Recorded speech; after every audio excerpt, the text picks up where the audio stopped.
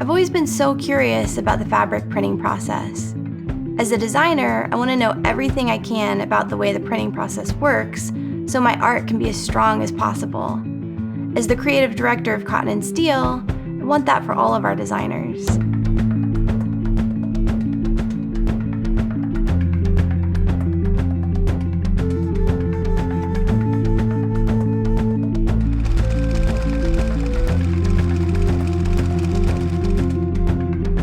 I'm Melody Miller, and I'm a founding designer and the creative director of Cotton and Steel.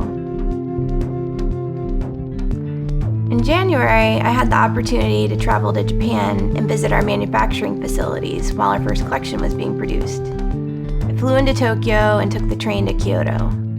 There, I met Kevin Burnett and Mr. Odojima. They both represent the trading companies that get our fabric printed in Japan.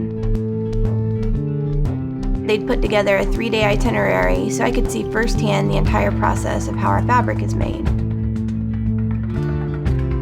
First, we saw the raw cotton storage facility. The quality of our fabric absolutely depends on the quality of the raw materials. The worst thing that can happen is for very low-quality fibers called dead cotton to be mixed into the yarns that are woven into the final fabric.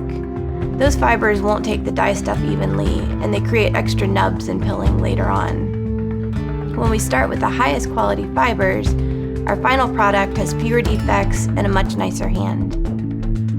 Mr. Takeda was kind enough to show us around his warehouse where he imports high-quality cotton before it's spun into yarn.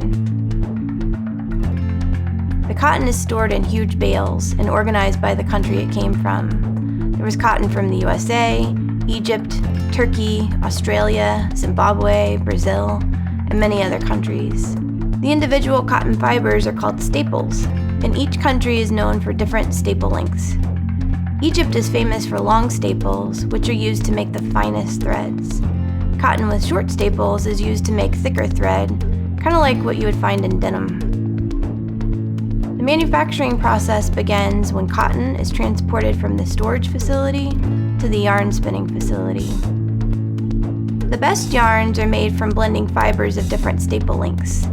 To get started, different cottons are unpackaged from the raw bales and laid out on the floor. A large bale breaking machine runs back and forth over the bales, sucking up precise amounts of fiber from each of the different cottons. The fibers are then carried through a long tube into a machine that mixes them, removing all of the cotton waste and contaminants like seeds and clumps of fiber. The cotton waste is sent to a different machine and eventually stored in new bales where it'll be sold for multiple purposes like stuffing futons, making diapers, stuffing the inside layer of some pillows, and making cotton balls. Once the cotton fibers are thoroughly mixed and cleaned, they go into a carding machine that combs and straightens them so that they are all smooth and flat and facing the same direction. The combed cotton comes out of this machine in a thin, wide sheet that is gathered into a thick string and wound around a large spool. This large spool is taken to a different machine where the thick string of cotton is pulled and twisted into a much finer yarn. This yarn is spun one more time and then wound for storage onto a cone. Each cone has a number on it that indicates the thickness of the yarn. The larger the number, the finer the yarn. Our cotton sheeting uses a number 20. Our lawn is a 60. Once the yarn is stored on the cone, it's called a cheese, and it's in that state when it's taken to the knitting or weaving factory. The yarns are woven into 120-yard lengths of fabric that then travel to the printing facility. Fabric at this stage, before any dyeing or bleaching, is called gray goods. Our printing facility is called Kurakawa and is located outside Kyoto. Kurakawa has the finest reputation of all the printing facilities in Japan. The president, Mr. Tada, was extremely generous to open his doors to us. I felt so honored to be invited in and to see our fabric as it was being printed. Once the fabric arrives in the printing facility, it goes through a long preparation process before getting printed. First, it is put through a singeing process, which actually burns off excess surface texture so the fabric becomes smooth, uniform, and flat. Most fabrics then go through a scouring and bleaching process. Scouring is the first cleaning, and bleaching turns the fabric bright white. Our cotton linen fabrics don't go through these two processes. They keep their natural color and texture. During the next stage, the fabric is washed again and then mercerized. The fabric width is then set to a standard 44 to 45 inches, and it's put through a machine that corrects the direction of the weft, which are the threads that run from left to right. Sometimes they shift during the washing process to become slightly diagonal. A machine reads the direction of those fibers and straightens them back up so that they're horizontal. Someone later rechecks the weft over a light box to make sure it's accurate. Once the fabric has been thoroughly checked, it's time for my favorite part of the process, the printing. When we are designing our collections, we know that we can work with up to 15 colors per print. That's the maximum number of screens that can fit onto a print bed at Kurokawa. Each one of those screens prints one color of our design. When we're preparing our art, we have to keep the final print process in mind. For instance, we know that the screens are 24 inches tall and cover the entire width of the fabric. So our designs are 24 inches tall and 44 inches wide. We also know that the top edge of the design has to perfectly meet the bottom edge of the design in order for the design to form a repeat. So all of our designs are always created in 24-inch repeats. When the screen maker receives our original art, they create one screen for each color that appears in the art. The mesh screens have been pre-coated so that no ink can pass through. The screen is exposed to UV light in the areas where a single color appears in the art. The light burns the image onto the screen, and the screen is later put through a bath.